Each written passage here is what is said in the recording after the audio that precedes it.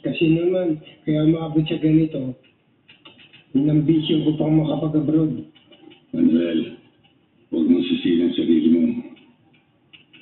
Ginusto ko lang naman yun para mabigyan ng magandang kinabukasan ng kapatid ko.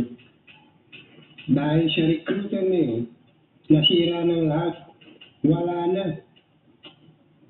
Manuel, huwag kang mawawala ng pag-asa.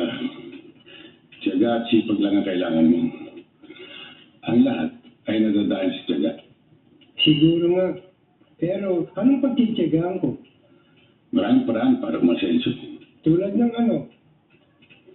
Bilyar. Talaga? Pwede ko bang pakinabangan ng konti ko nalalaman sa bilyar? Anong konti? Hindi pangkaraniwan ang galing mo, Manuel. Ikaw, dati kang kampiyon sa bilyar. Wala ka na bang balak balikan to?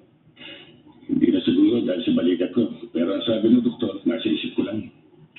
Siya nga pala lang din. Wala ka na bang balak mag-asawa ulit?